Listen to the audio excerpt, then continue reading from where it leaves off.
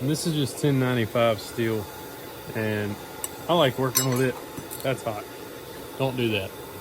Well, it's getting fall, and what I like to do when it starts getting a little bit cooler at night, I'll come down and I'll start working on some knives. I'm going to show you how I do it. I'm no expert, but I make some pretty decent knives over the years, so we're going to show you what I do. All right, so what I've done, I drilled the holes, and I just went ahead and ground down a little bit on the edge and smoothed the edge out on the grinder and with a sander, whatever you want to call it. But anyway, what we want to do first is what's called annealing or normalizing. So we want to heat it up to about 1500 degrees and then just let it air cool. And that's going to let the crystals, molecules in the steel, whatever it's called, to normalize, and any that are broken down, they're broken down into smaller forms and pretty much become a normalized piece of steel. I don't know exactly how to explain that very well, but it's going to take any of the crystalline, I think it's called crystalline structures, break them down and make it a more rigid and normalized piece of steel. So we're going to heat it up to about 1500 degrees and let it air cool. All right, so they've been in there, they've been heating up for about 15 minutes, and I've been just kind of stoking it. And you can see the tips right about 1500, but we want a good even temp on there, right about 1500 degrees. So I'm gonna put it back in there for another minute or two. And once you need to pull up a color chart. That's what helped me the most when I started doing this, is the color chart really kind of tells you round about where you're at. So we want to get it right at 1500 so we can anneal it. And we're right about there. It's right there on the back of the blade. Needs just a little more. Let's see what this other one looks like. Yeah, that one, it's close. Alright, there we go. That's just about right. So we're just going to set it down and let it air cool. Alright. Yep, so we're going to let this air cool as well. Alright, so while this is cooling down, I got just a piece of scrap metal. Now I'm going to heat it up and go ahead and warm up my oil. From what I've read, you want your oil to be warmed up. I don't remember the temperature, but you don't want it to be cold. I think you can cause it to warp and crack. So we're going to go ahead and warm the oil up. And the oil I use is just vegetable oil. I read somewhere that that's what somebody used and it's worked good for me. So that's what I use. I'll let that get warmed up a little bit. Go ahead and quench it and get the oil warmed up. All right, these have been sitting out for quite a while. They're good and cool. We'll go ahead and stick them back in.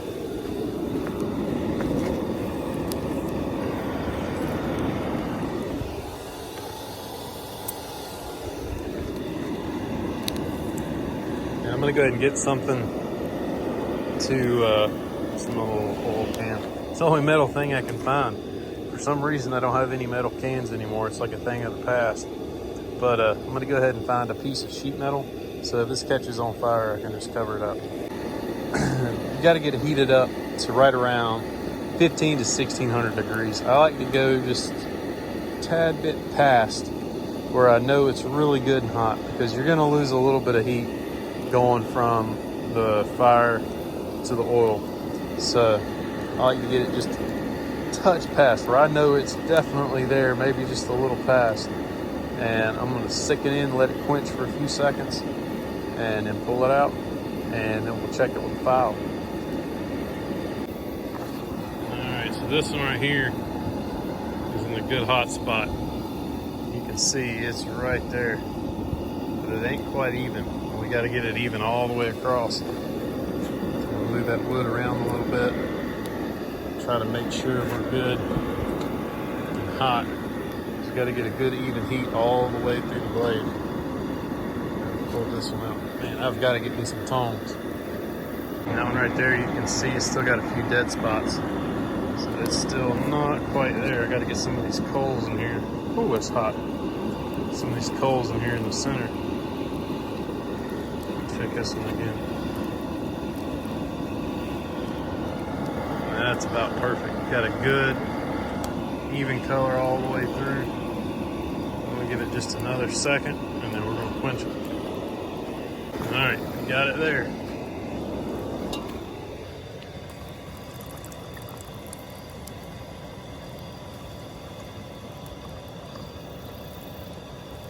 Wish I had just a little bit more oil, but it's in there.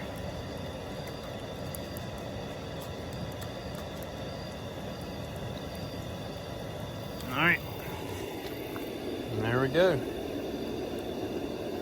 So now I'm just gonna set it up here. I'm gonna let it cool down just a little bit, and then we'll check it for hardness. All right, this one should be there, and we'll check it. Yep, it just needs a little bit more right there on the hilt, right there on the end, whatever you call it. Get all that in there. Give it just another second, we're gonna do it to it. All right, you can see that thing's ready to go. Just check.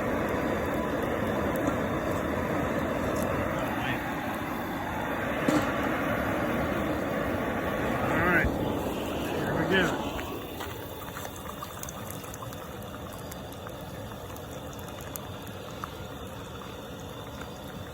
Oh man, I got it. You want to move it around a little bit, and that was not. All right, I think she's good to go. Should be hardened.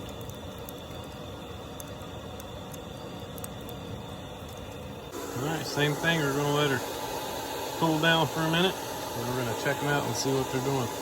See if they're hardened. All right, so now to test if they're hardened, you need a file. And this is just that piece of scrap metal. I'm gonna do it on the end we didn't put fire. And you can feel the file dig into the metal because that's just a soft metal that hadn't been heat treated. So now they're still a little bit warm, but I want to check them before they completely cool off. You can hear they just kind of bounce right off, and you can feel it. And that one is definitely, it's got a little bit of scale, but they're definitely hardened. And it's just bouncing right off. This one, I'm a little skeptical of this one. Right in there, it seems a little soft, but right up back and up towards the tip, it's definitely hardened.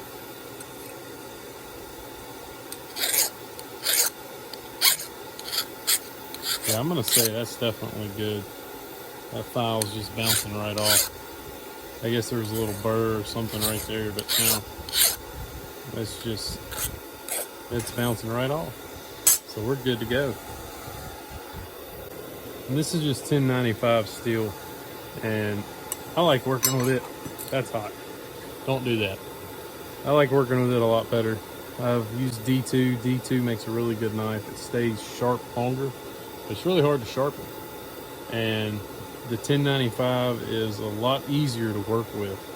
It doesn't have any chromium in it, so it does not resist any rust, but it still will rust. The D2 I did still would get a little bit of surface rust. So I always just wipe a little vegetable oil on them whenever I get done using them and wash them up, and they work great. So that's my preferred steel. There's a lot out there. 1095 seems to be the easiest to get, and you can order it off Amazon. And that's, I think, that might be where this came from. I don't remember. I've had it for a while, but it's real easy to get, real easy to work with. And now I'm gonna come back tomorrow and we'll do a little bit of grinding on it. And then we'll put it in the oven at 400 for 2 hours to temper it. All right, so we're gonna go ahead and start our grind. And this is just a Harbor Freight 1-inch belt sander. And I think I've got, I don't remember what grit this is. It's about 80. But I want a good rough paper because I'm gonna go ahead and grind this down, and I'm gonna keep it about the thickness of a dime all the way across. And this one I went ahead and ground a little bit before I heat treated. So this one shouldn't take but just a second. But what I like to do is leave the top section right here unground. And that way it makes it look more like a knife that you made, not just something that you bought. And I like the look it gives. So I'm gonna keep a nice, just very slight angle going through. And we're gonna go ahead and get started.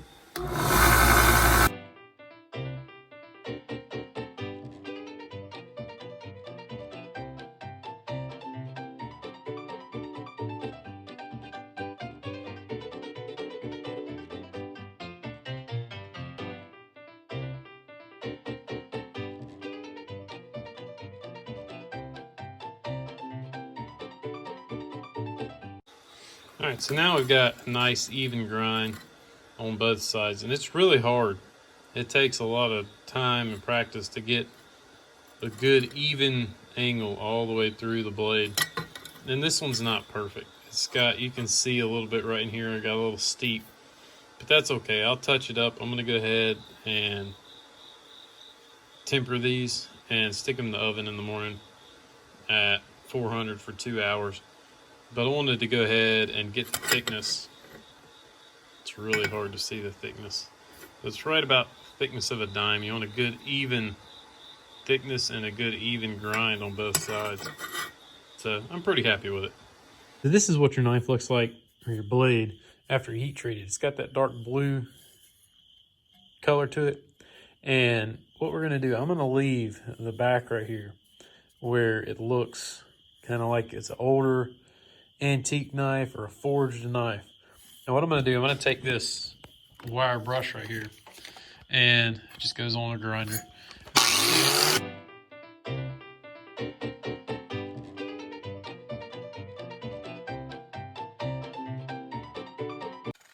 All right, so we got that done. And if you want to make this look like a factory blade pretty much, you can go ahead and grind all the way to the spine right here and take all that, the hammer marks out. But I prefer to leave it. I like to grind halfway up, get my taper coming down. You can see up in here, I got it a little bit thinner, so I didn't work. I wish I would have got that a little bit more even going through, but the other side looks a little bit better. Let's look at it. And this grind right here is exactly what I want. I want possibly just a touch higher up, but I'm gonna grind this again. And I've got it about the size of a dime on the sides. I'm gonna go ahead and grind it just 1 or 2 more passes with 4/600 to get a good smooth, nice taper. And that way I can polish it up a little bit. But I'm gonna leave all this. You can see this side looks a little bit better. I got a little bit too steep of an angle right here, but I'm gonna grind that back just a touch.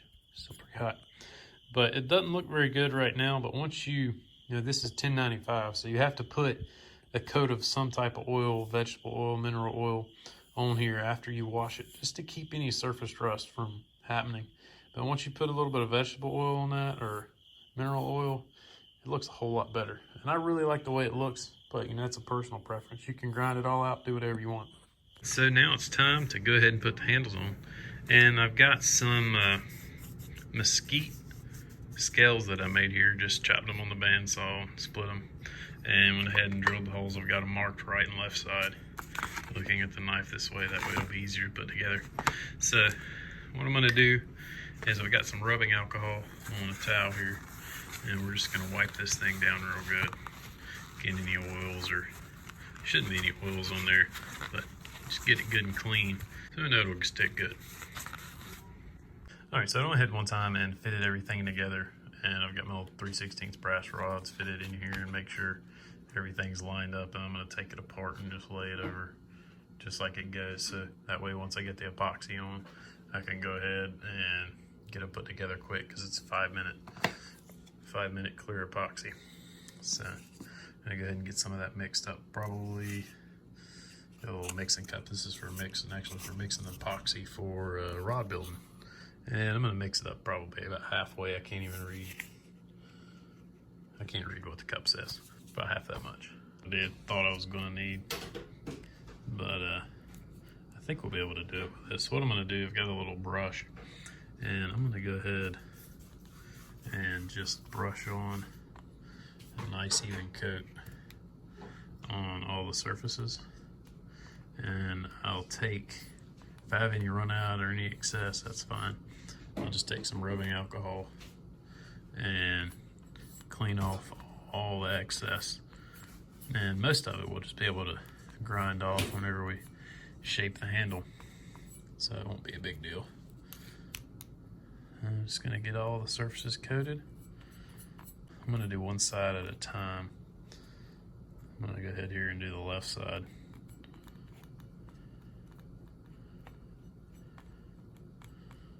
Alright, now for the scale, just give it a real quick coating. And I'm gonna probably have to put the camera down and do this very quickly because this stuff will set up really quick. It's good to have the fast setting epoxy so you can get back to working on it, but it is not good for actually doing it all, because if you mess anything up, got to take it back apart, it's going to start to set. I put together and got my little dowels in here, my brass dowels, and I'm going to go ahead and do the same, cut both sides and just flip that over, put it together, and then I've got some little clamps here. I'm going to clamp it together, and I took some alcohol on a rag and wiped all the epoxy ooze out off the front right there. I had a little bit of issue right here where the blade was a little bit thinner, so I took a toothpick and made sure all the cracks were filled with epoxy so it didn't have any gaps or voids. And also right down here, if I can get it to focus, I had a little bit of an issue right there, but we got all the gaps filled up, and now we're just gonna let her dry. And I'm gonna go ahead and do this one. This one's got the tang. I should have made it just a little bit longer. It should take up about 3/4 of the handle, but I also made a little bit bigger handle than I was anticipating, but it should be all right. So for this, pretty much all you do is you're gonna fill that hole up with epoxy, shove it down in there, and wipe all the excess off and let it set. All right, so I got the other one done as well. I have the tang in there, and I've got everything lined up pretty closely, got it packed full of epoxy. So now I'm just gonna let her dry. Well, that's gonna be it for this video, and the next one I'm gonna do will be sharpening and making leather sheaths for them. So appreciate everybody watching, and if you will, please subscribe, and we'll see you next time.